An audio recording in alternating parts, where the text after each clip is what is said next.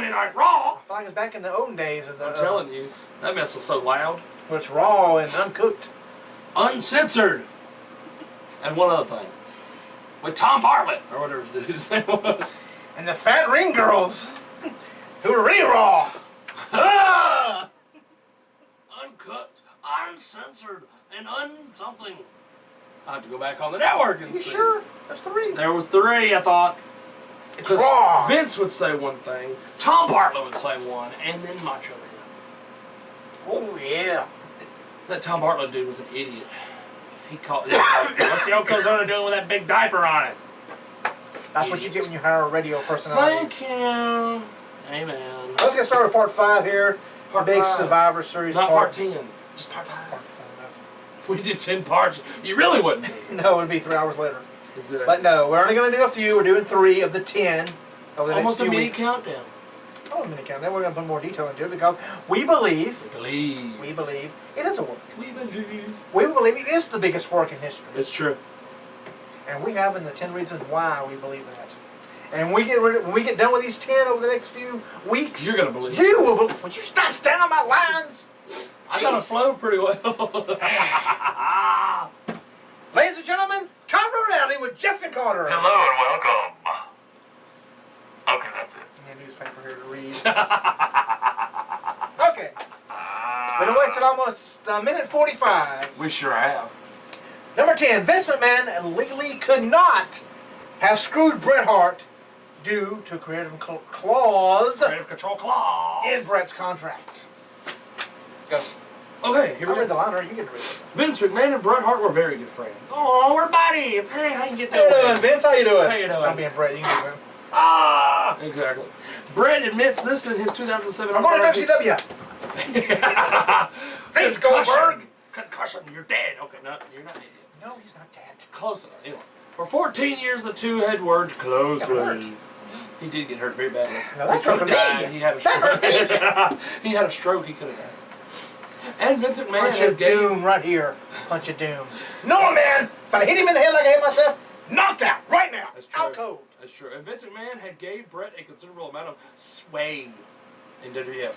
Bret, in truth, was very political. He was very protective of his spot as the WWF's #1 guy. And when which Shawn is Michaels why started stepping in, he didn't like it too much. Do that again. Here we go. Yeah. Shut. Okay. Anyway. Ah. Which is why he That was got my to beat. Sherry Martel impersonation. Oh God. Which is why he got to beat Steve Austin. That's why I don't do impersonations. I've quit doing them. I did Sherry that I'm doing no more of this. He got booed off the stage. Ever again. I know you saw last week, Triple H. Yeah. Great. 3 H's. Yeah, because I never did see it, because I never did stand up to say it. To show it and point to it. Nothing. Go ahead. Next. Okay. Which is why he got to beat Steve Austin at WrestleMania 13 in various concessions. He had concessions? He got to have food? Okay. That's Bret. In his feuds with Shawn Michaels and other talents, Bret was one of the guys that Vince pushed hardest throughout the mid-90s. The fact is that, don't push me! Okay. Is that by the 1997, Bret had gotten as stale as a character. He was. Steve Austin was the hottest thing in wrestling, but Bret was still booked ahead of the Rattlesnake because he had it formally written to his contract that he had creative control. This is a clause that many top talents have enjoyed over the years. At the height of the popularity, a worker can demand that they have creative control clause in order to protect their position as talent. And you know who else has it? Austin had one of his too, probably. Probably. Bret had this clause. The likes of John Cena enjoy the perks of this clause today, and it is clear to see how top wrestlers are able to use this in order to stay on top. Bret would often use his creative control when working with Vince. How else do you think he got to beat Steve Austin at WrestleMania 13 when Austin was set to take the torch as the next big star? The documentary Wrestling Shadows, of course, portrayed a different story, making out that Bret was pushed into an anti-American storyline, but the fact is that the gimmick was a breath of fresh air in Bret's character. It was. And he must have known that. If he really had been against it, he could have exercised creative control, which brings up the screw job. Bret had creative control written in his contract, and as such, Vince McMahon would have legally been in breach of contract to tell Bret he was in an X angle, and then unbeknownst to Bret, do Y angle. The book Sex, Lies, and Headlocks also asserts that Bret had written into his contract that he had creative control of his character for the 30 days before his departure from the company. No lawsuit ever came, despite the fact that Bret has shown he is happy to pull legal maneuvers in other aspects of his life. If the screw job had been real, then Vince would have been broken the clause of his contract, and Bret would have been entitled to do more than just spit in the face of the boss. You can argue instead that Bret did in fact use creative control by scripting with Vince the most elaborate wrestling angle we have ever seen. And that's just 10. We still got 9 more to go. 10. 10. Woo. Control. Control. You screw me, really screw me, I'll sue your ass on one side down the other. Didn't happen. It did not happen. Nick, you want to do the line? Bret Hart, Okay. or Bret and Vince, Ooh. are old school kayfabe. Not now. Not now. Vince don't care. Bret did one last job for the company he loves because he felt bad about taking the WCW money. There you go. Felt bad about it. Pro wrestling is essentially a lie. There you It's a lie. Why is pro wrestling a lie? go. Right. So. The whole basic of the sport is to con It's true. the audience That's us. Everybody. as best as possible. We quit doing that now. They have. John Cena, hung up. That's true. Both Bret and Vince grew up in the old school world of wrestling, which was almost mafia-like in protecting the nature of the business. Right. It's fake. Okay, it's not something to you anymore. Exactly. Look at look at Geraldo when he talked to Dr. David Schultz. Exactly. Dr. David Schultz didn't like it too much if he asked questions. Was it Geraldo hit? Or He was slapped it? the shit out of Geraldo. Are you sure it was Geraldo? Yes. I thought it was the guy that does the Olympics. No, it's Geraldo. The one that Vince McMahon got pissed off at. No, it's Geraldo. What's that guy's name? I don't know, but it's Geraldo. You do know that guy. What was that? Oh, business. Sure, McMahon rolled back the curtain and promoted novelty acts in the 80s, but kayfabe was still important to Vince. Just look at McMahon's furious reaction to the click curtain call when Hunter, HBK, Razor, and Diesel broke character and hugged it out in the middle of Madison Square Garden before they left and went to WCW. True.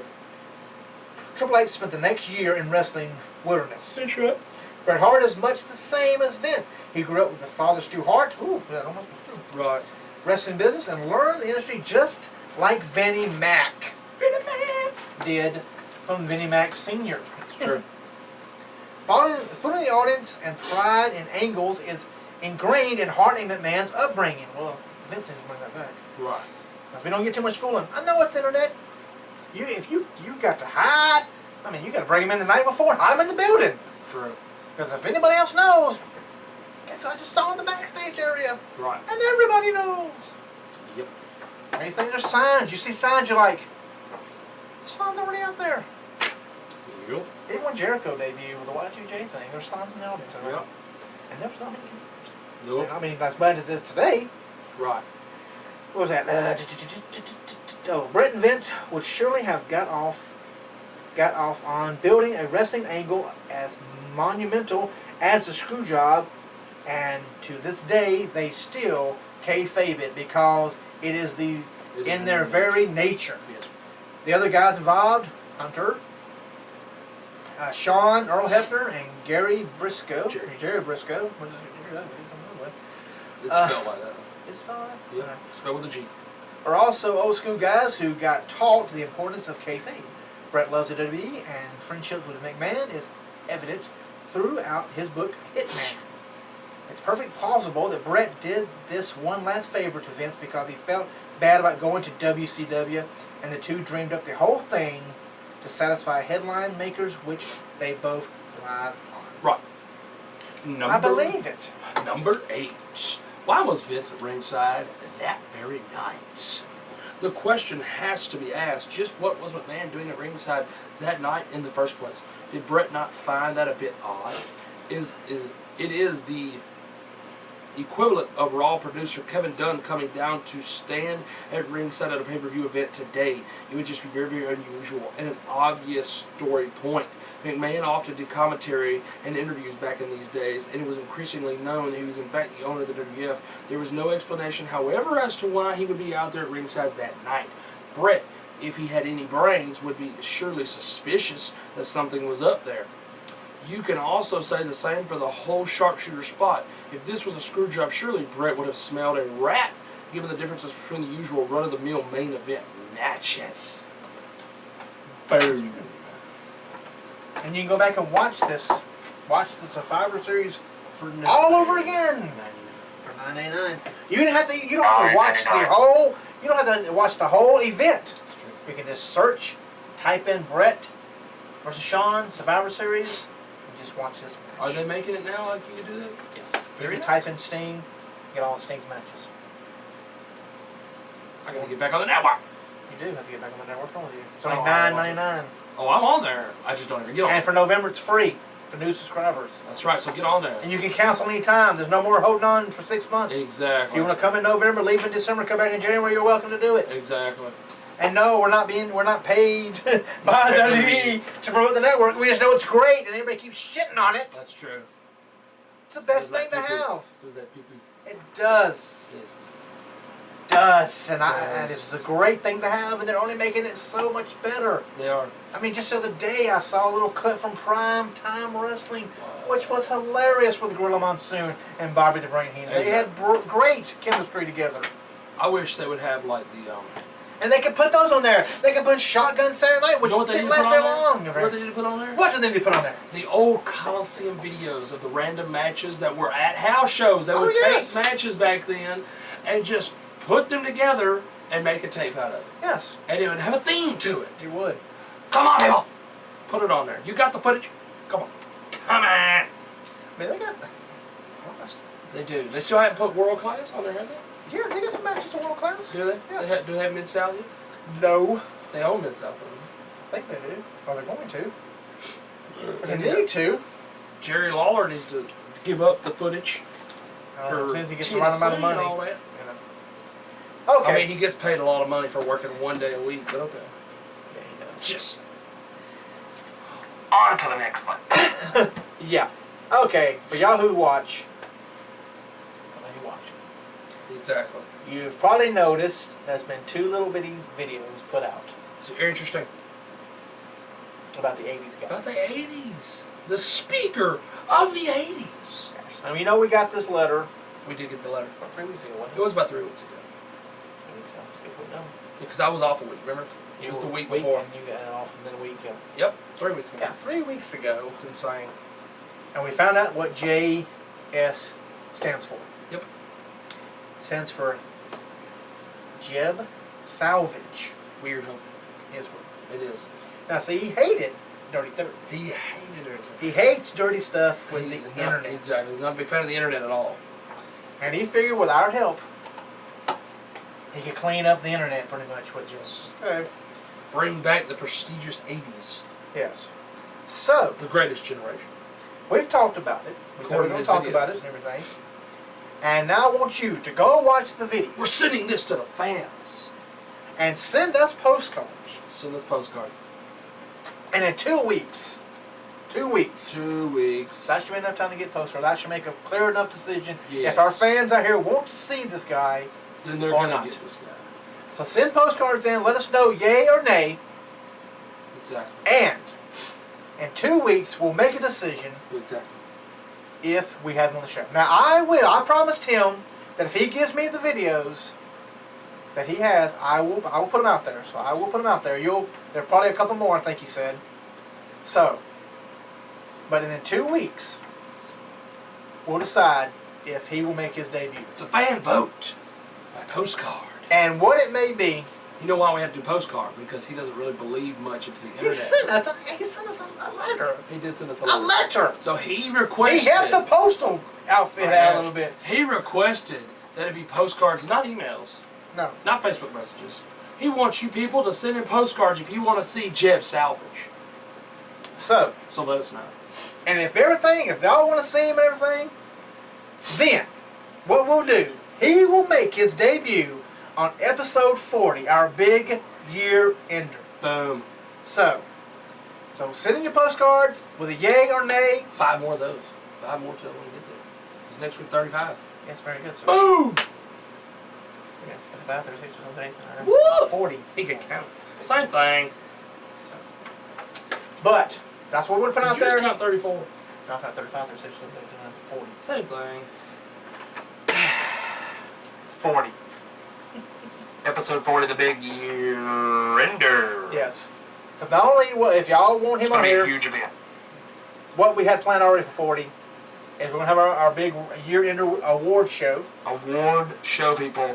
Yes. Better than the Slammies, better than the Academy Awards, better And the Grammys. than the Grammys, better than the MTV Music Awards, Thank you. CMTs. CMT Country Music Awards, Spanish Awards for them people that have a Spanish crap that they watch.